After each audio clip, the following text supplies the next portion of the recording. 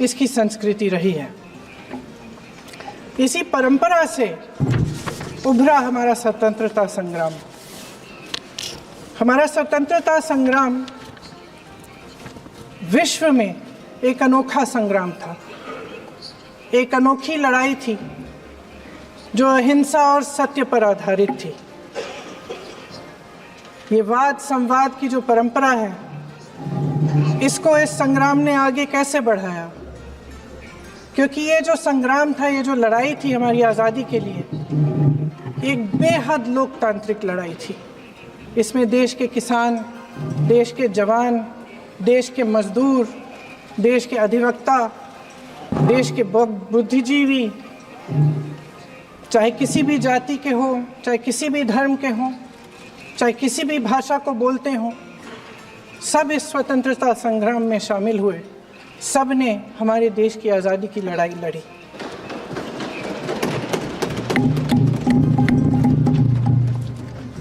और उसी आज़ादी की लड़ाई से एक आवाज़ उभरी जो हमारी देश की आवाज़ थी। वो आवाज़ ही आज हमारा संविधान है। साहस की आवाज़ थी, हमारी आज़ादी की आवाज़ थी, और उसी की गूंज ने हमारे संविधान को लिखा और बनाया। ये सिर्फ एक दस्तावेज नहीं है। बाबा साहेब अम्बेडकर, मौलाना आज़ाद जी, राजगोपालाचारी जी और जवाहरलाल नेहरू जी और उस समय के तमाम नेता, जैसे आपने कहा, इस संविधान को बनाने की जो कार्य में सालों के लिए जुटे रहे। हमारा संविधान इंसाफ, उम्मीद, अभिव्यक्ति और आकांक्षा की वो ज्योत है जो हर हिंदुस्तानी के दिल में जलती है।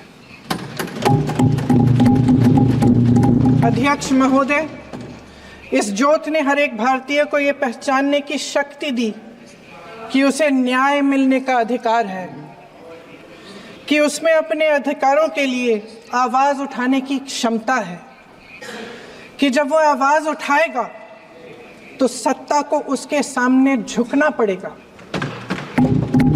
इस संविधान ने हर एक देशवासी को ये अधिकार दिया कि वो सरकार बना भी सकता है और सरकार बदल भी सकता है। ये ज्योत जो हर हिंदुस्तानी के दिल में जलती है, उसने हर हिंदुस्तानी को ये विश्वास दिया कि देश की संपत्ति में, देश की दौलत में, संसाधनों में उसका भी हिस्सा है, कि उसे एक सुरक्षित भविष्य की उम्मीद का अधिकार है, कि देश बनाने में भी उसकी भागीदारी है। उम्मीद और आशा की ये ज्योत मैंने देश के कोने कोने में खुद देखी है। उन्नाव में मैं एक रेप पीड़िता के घर गई, उसे जलाकर मार डाला था। वो शायद 20-21 साल की होगी। हम सबके बच्चे हैं। हम सोच सकते हैं कि अगर हमारी बेटी के साथ बार बार बलात्कार हुआ और फिर जब वो अपनी लड़ाई लड़ने के लिए गई तो उसको जलाकर मार डाला गया होता तो हम पर क्या बीतती। मैं उस बच्ची के पिता से मिली। उसके खेत जलाए गए थे, उसके भाइयों को पीटा गया था, उसके पिता को बाहर से, घर के बाहर घसीट कर मारा गया था। उस पिता ने मुझे बताया कि बेटी, मुझे न्याय चाहिए। मेरी बेटी अपने एफआईआर को दर्ज करने के लिए जब ज़िले में गई तो उसको मना किया गया, अगले ज़िले में जाना पड़ा उसे। वो रोज़ सुबह 6 बजे उठकर तैयार होकर अकेली अपने मुकदमे को लड़ने के लिए अगले ज़िले में ट्रेन से जाती थी। उसके पिता ने मुझे कहा कि मैंने उससे कहा, बेटी अकेले मत जाओ, छोड़ दो ये लड़ाई। लेकिन उसकी बेटी ने उसको जवाब दिया कि नहीं पिताजी, मैं अकेली जाऊंगी, मैं लड़ूंगी, ये मेरी लड़ाई है, मैं इसको लड़ूंगी। ये लड़ने की क्षमता, ये हिम्मत उस लड़की को और करोड़ों भारत की नारियों को हमारे संविधान ने दी। आगरा में मैं अरुण वाल्मीकि के घर गई। अरुण वाल्मीकि पुलिस स्टेशन में काम करता था, सफाई का काम करता था। आप सोच सकते हैं हमारी तरह उसका भी परिवार था। नई नई शादी हुई थी, 2-3 महीनों का बच्चा था। पुलिस स्टेशन में चोरी हो गई। चोरी का इल्ज़ाम उस पर लगाया गया। उसके पूरे परिवार को उठाकर पुलिस स्टेशन में ले गए। आप हंस रहे हैं, लेकिन ये गंभीर बात है। और क्या गंभीर बात। शर्म करो, शर्म। अरुण वाल्मीकि को पीट पीट के मार डाला, उसकी बीवी को पीटा, उसके पिता के नाखून निकाले, उसके पूरे परिवार को पीटा गया। जब मैं उस जवान महिला से मिलने गई जो अभी अभी विधवा हुई थी, तो उसने मुझे कहा कि दीदी, हमें सिर्फ एक चीज़ चाहिए, हमें न्याय चाहिए और हम इस न्याय के लिए लड़ते रहेंगे, चाहे कुछ भी हो जाए। ये हिम्मत उस महिला को हमारे संविधान ने दी।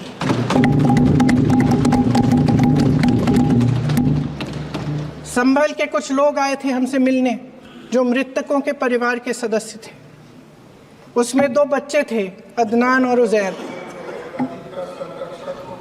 आप सुनिए। उसमें 2 बच्चे थे, अदनान और उजैर। एक बच्चा मेरे बच्चे की उम्र का है, दूसरा उससे छोटा 17 साल का है। दर्जी के बेटे थे। दर्जी का एक ही सपना था कि वो अपने बेटों को पढ़ाएगा, लिखाएगा। एक बेटा डॉक्टर बनेगा, एक बेटा भी सफल होगा दूसरा बेटा भी अपने जीवन में सफल होगा। उनके पिताजी हर रोज उनको स्कूल छोड़ते थे। उस दिन भी स्कूल छोड़ने के बाद अपनी दुकान में चले गए। उन्हें पता नहीं था कि विवाद हो रहा है। उन्होंने भीड़ देखी, घर आने की कोशिश की तो पुलिस ने गोली से मार डाला। वो 17 साल का बच्चा अदनान मुझसे कहता है, वो 17 साल का बच्चा अदनान मुझसे कहता है कि मैं बड़ा होकर डॉक्टर बन के दिखाऊंगा, मैं अपने पिता का सपना साकार करूंगा। ये सपना, ये आशा उसके दिल में हमारे संविधान ने डाली। अध्यक्ष महोदय, हमारे देश के करोड़ों देशवासियों के संघर्ष में, अपने अधिकारों की पहचान में, इनकी कठिन से कठिन परिस्थितियों से लड़ने की अपार हिम्मत में और देश से न्याय की अपेक्षा में हमारे संविधान की ज्योत जल रही है। मैंने हमारे संविधान की ज्योत को जलते हुए देखा है और इसके साथ साथ ये भी समझा है कि हमारा संविधान एक सुरक्षा कवच है। एक ऐसा सुरक्षा कवच है जो देशवासियों को सुरक्षित रखता है, न्याय का कवच है, एकता का कवच है और अभिव्यक्ति की आज़ादी का कवच है। दुख की बात यह है कि मेरे सत्ता पक्ष के साथी जो बहुत बड़ी बड़ी बातें करते हैं, इन्होंने इन 10 सालों में यह सुरक्षा कवच, सत्ता पक्ष के मेरे साथियों ने ये सुरक्षा कवच तोड़ने का पूरा प्रयास किया है। संविधान में सामाजिक, आर्थिक और राजनीतिक न्याय का वादा है। ये वादा एक सुरक्षा कवच है जिसको तोड़ने का काम शुरू हो चुका है। लैटरल एंट्री और निजीकरण के जरिए ये सरकार आरक्षण को कमजोर करने का काम कर रही है। अगर लोकसभा में ये नतीजे नहीं आए होते तो ये संविधान बदलने का काम भी शुरू कर लेते। सच्चाई ये है अध्यक्ष महोदय कि आज संविधान बार बार इसलिए कह रहे हैं क्योंकि इस चुनाव में इनको पता चल गया कि इस देश की जनता ही इस संविधान को सुरक्षित रखेगी, कि इस चुनाव में हारते हारते जीतने से इन्हें एहसास हुआ कि ये संविधान बदलने की बात इस देश में नहीं चलेगी। आज जनता की मांग है कि जाति जनगणना हो। सत्ता पक्ष के मेरे साथी ने इसका जिक्र किया। ये जिक्र भी आज इसलिए हो रहा है क्योंकि चुनाव में ये नतीजे आए। ये जाति जनगणना इसलिए जरूरी है ताकि हमें पता चले कि किसकी क्या स्थिति है और नीतियां उस हिसाब से बने।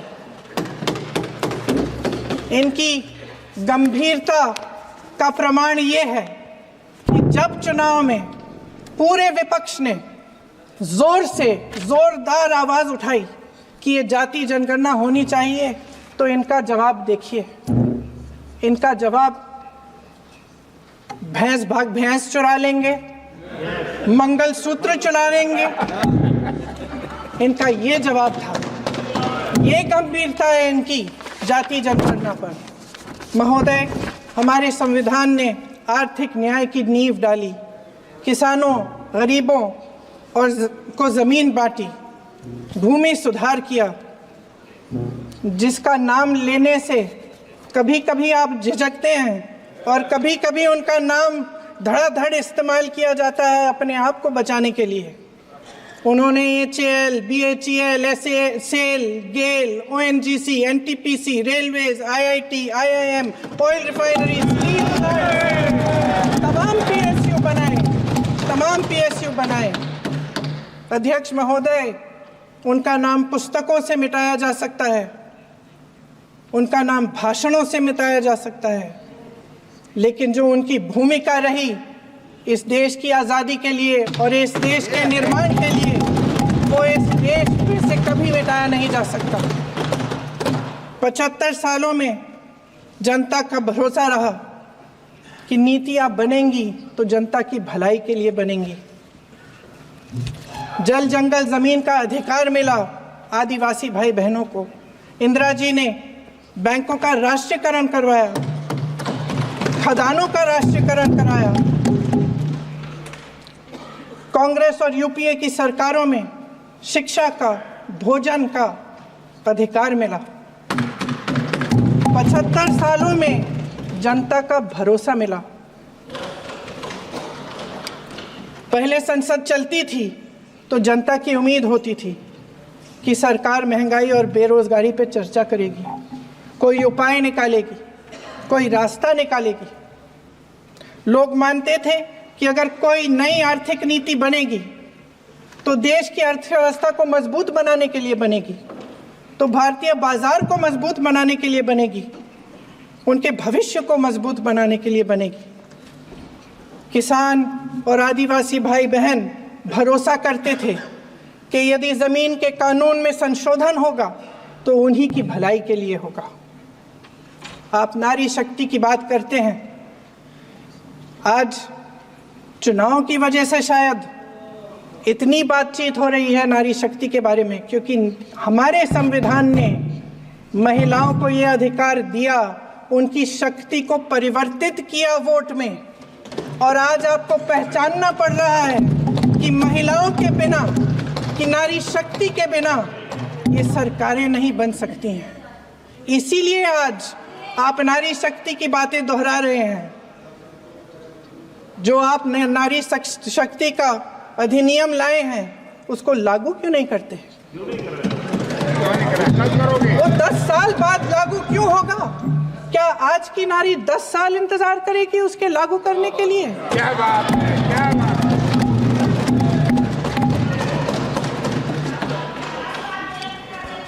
आज संसद में बैठे हुए सत्ता पक्ष के मेरे साथी ज्यादा से ज्यादा अतीत की बातें करते हैं।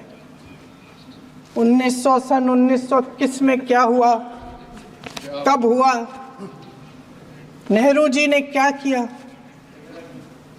अरे वर्तमान की बात करिए, देश को बताइए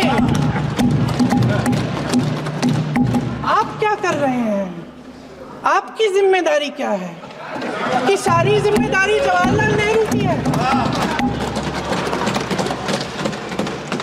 अध्यक्ष महोदय जी, ये सरकार आर्थिक न्याय का सुरक्षा कवच तोड़ रही है। आज संसद में बैठी ये सरकार बेरोजगारी और महंगाई से जूझ रही हमारी जनता को क्या राहत दे रही है। कृषि के कानून भी बड़े बड़े उद्योगपतियों के लिए बन रहे हैं। सही एमएसपी को छोड़िए, डीएपी तक नहीं मिल रहा है।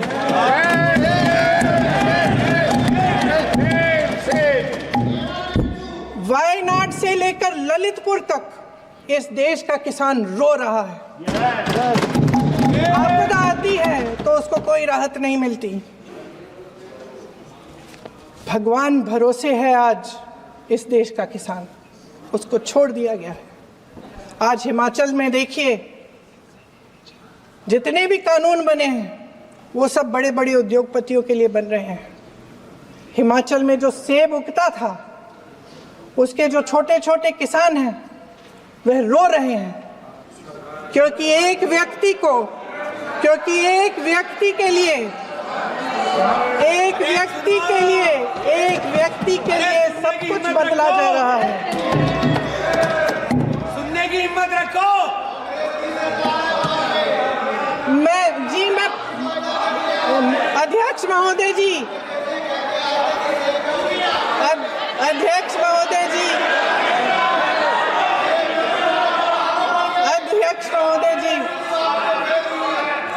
महोदय जी, अडानी जी को सारे कोल्ड स्टोरेज प्रदेश की सरकार ने नहीं दिए। अडानी जी को सारे कोल्ड स्टोरेज आपकी सरकार ने दिए। देश देख रहा है कि एक व्यक्ति को बचाने के लिए 142 करोड़ देश की जनता को नकारा जा रहा है। सारे बिजनेस, सारे संसाधन, सारी दौलत, सारे मौके एक ही व्यक्ति को सौंपे जा रहे हैं। सारे बंदरगाह, एयरपोर्ट्स, सड़कें, रेलवे का काम, कारखाने, खदाने, सरकारी कंपनियां सिर्फ एक व्यक्ति को दी जा रही है। जनता के मन में हमेशा ये विश्वास होता था कि अगर कुछ नहीं है तो संविधान हमारी सुरक्षा करेगा, मगर आज आम लोगों के बीच ये धारणा बनती चली जा रही है कि सरकार सिर्फ अडानी जी के मुनाफे के लिए चल रही है। देश में बहुत तेजी से गैर बराबरी बढ़ रही है।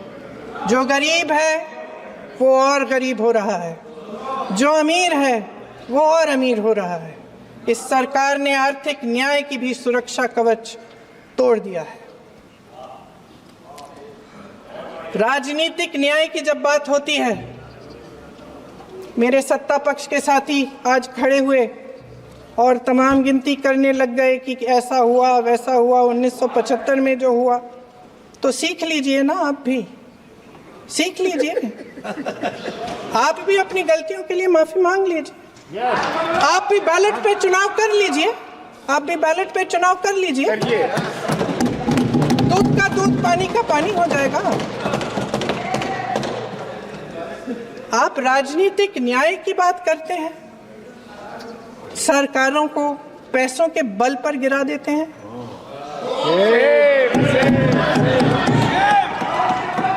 मेरा आग्रह है कि अपन संविधान में सकारात्मक बोले।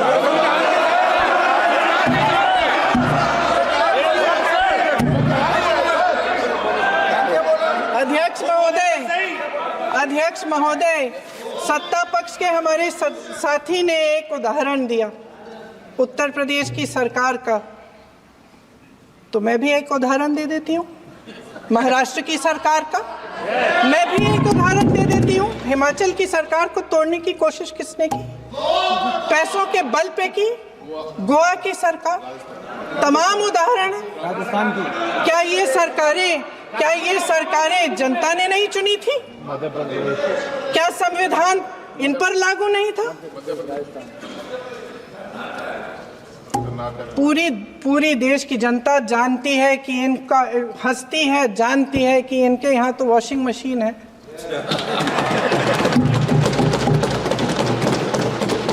तो यहाँ से वहाँ जाता है, वो धुल जाता है। इस तरफ दाग, उस तरफ स्वच्छता। और मेरे कई ऐसे साथी हैं जो इस तरफ होते थे उस तरफ चले गए, मुझे दिख भी रहे हैं, वॉशिंग मशीन में शायद धुल गए हैं। अध्यक्ष महोदय, जहां भाईचारा और अपनापन होता था, जहां हमारे संविधान ने एकता का सुरक्षा कवच दिया था, वहां शक और घृणा के बीज बोए जा रहे हैं। एकता का सुरक्षा कवच तोड़ा जा रहा है। प्रधानमंत्री जी यहाँ सदन में संविधान की किताब को यूं माथे से लगाते हैं, लेकिन संभल में, हाथरस में, मणिपुर में जब न्याय की गुहार आती है, उठती है, तो उनके माथे पे शिकन तक नहीं आता।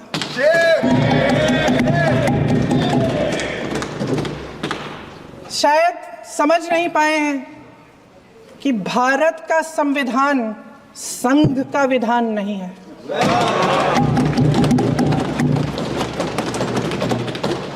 भारत के संविधान ने हमें एकता दी, हमें आपसी प्रेम दिया। उस मोहब्बत की दुकान जिस पर आपको हंसी आती है, उसके साथ करोड़ों देशवासी चले। करोड़ों देशवासियों के दिल में एक दूसरे के लिए प्रेम है, घृणा नहीं है।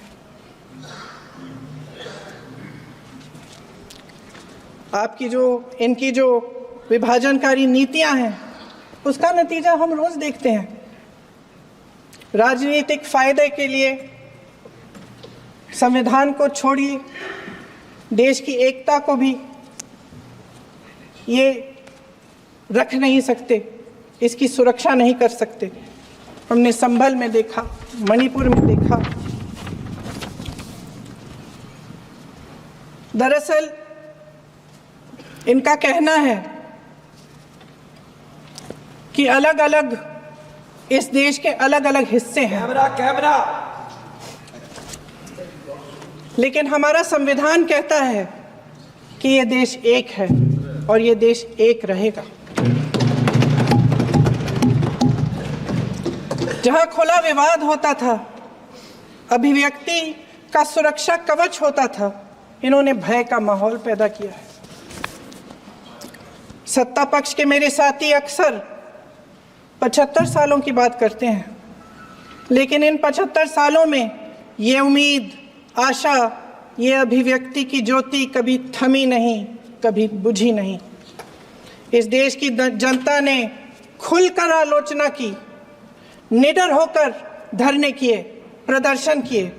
जब जब जनता नाराज हुई, तब तब सत्ता को ललकारा, उसे चेतावनी दी, बड़े से बड़े नेताओं को कटघरे में खड़ा किया, उनसे जवाब मांगा, न्याय मांगा। इस देश के छोटे छोटे से नुक्कड़ की दुकानों में, चाय की दुकानों में, इस देश के घरों में, गलियों में, मोहल्लों में, अखबारों में, प्रकाशन घरों में, न्यायपालिकाओं में चर्चा कभी बंद नहीं हुई। लेकिन आज ये माहौल नहीं है। आज जनता को सच बोलने से डराया जाता है, धमकाया जाता है। पत्रकार हो या विपक्ष का नेता हो या किसी यूनिवर्सिटी का प्रोफेसर हो, छात्र संघ हो या कर्मचारियों का संगठन हो, सबका मुंह बंद कराया जाता है। किसी पे ईडी, किसी पे सीबीआई, किसी पे इनकम टैक्स, फर्जी मुकदमे लगवाए जाते हैं, जेल में डाल दिया जाता है। विपक्षी नेताओं को जेल में डाल दिया जाता है, उनको सताया जाता है। किसी को नहीं छोड़ा इस सरकार ने। देशद्रोही कह के उत्तर प्रदेश में मुझे याद है कुछ अध्यापिकाएं प्रदर्शन कर रही थी, उन पर मुकदमा डाल दिया देशद्रोही का, उन्हें देशद्रोही कह दिया। इन्होंने देश का पूरा माहौल भय से भर दिया है। इनकी मीडिया की मशीन झूठ फैलाती है, तरह तरह के आरोप लगाती है। और शायद वह भी भय में ही है। महोदय, मैं इस सदन को याद दिलाना चाहती हूँ कि ऐसा डर का माहौल देश में अंग्रेजों के राज में था। जब इस तरफ बैठे हुए गांधी की विचारधारा वाले लोग आज़ादी की लड़ाई लड़ रहे थे और उस तरफ वाली विचारधारा वाले लोग भय में रहकर अंग्रेजों के साथ साठ-गांठ कर रहे थे। लेकिन अध्यक्ष महोदय, भय का भी अपना स्वभाव होता है। भय फैलाने वाले हमेशा भय का खुद शिकार बन जाते हैं। ये प्रकृति का नियम है। आज इनकी भी यही हालत हो गई है। भय फैलाने के इतने आदी हो गए हैं कि खुद भय में रहने वाले हैं। चर्चा से डरते हैं, आलोचना से घबराते हैं। कई दिनों से हम मांग रहे हैं कि चर्चा करिए, लेकिन चर्चा करने की हिम्मत ही नहीं है।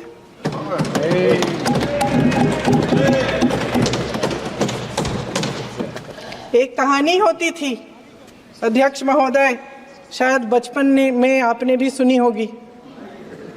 राजा भेष बदलकर बाजार में आलोचना सुनने जाता था। ये सुनने जाता था कि प्रजा मेरे बारे में क्या कह रही है, मैं सही रास्ते पे चल रहा हूं कि नहीं। लेकिन आज का राजा, भेष तो बदलते हैं आज के राजा, शौक तो है उनको भेष बदलने का, लेकिन न जनता के बीच जाने की हिम्मत है और ना आलोचना सुनने की। महोदय, मैं तो सदन में नहीं हूं।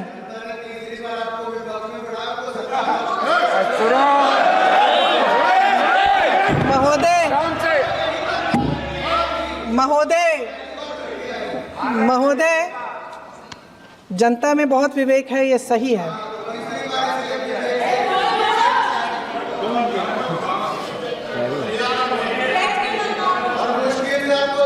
अच्छा महोदय, मैं सदन में नहीं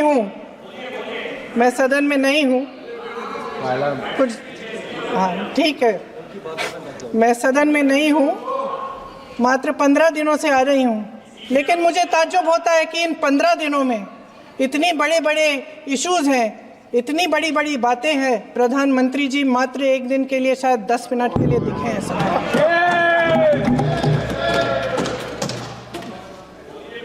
बात यह है अध्यक्ष महोदय जी कि ये देश भय से नहीं, साहस और संघर्ष से बना है। इसको बनाने वाले देश के किसान, जवान, देश के करोड़ों मजदूर और गरीब जनता है। संविधान इनको साहस देता है। मेहनती मिडिल क्लास है और इस देश के जो करोड़ों देशवासी हैं, जो रोजाना भयंकर परिस्थितियों का सामना करते हैं, उनको साहस देता है। वायनाड में जो आपदा आई, उसमें एक छोटा लड़का था 17 साल का। 6 घंटों के लिए उसने अपनी माँ को बचाने की कोशिश की।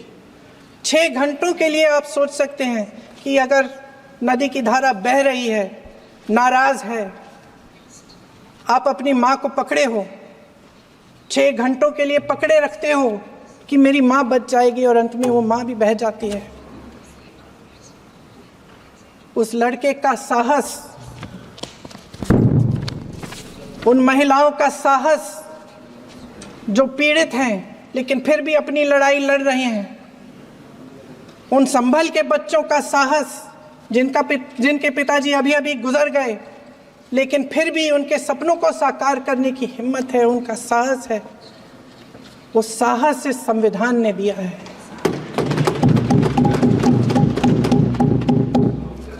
वो आत्मविश्वास से संविधान ने दिया है। ये देश भय से नहीं चल सकता, ये देश साहस से ही चलेगा। भय की भी सीमा होती है और जब वो सीमा पार हो जाती है, जब किसी को इतना दबाया जाता है कि उसको लगने लगता है कि अब मेरे पास खोने के लिए कुछ नहीं है, तब उसमें एक ऐसी शक्ति पैदा होती है जिसके सामने कोई कायर खड़ा नहीं हो सकता। ये देश कायरों के हाथों में ज्यादा देर तक कभी नहीं रहा है। ये देश उठेगा, ये देश लड़ेगा, सत्य मांगेगा, सत्यमेव जयते। जय हिंद। अखिलेश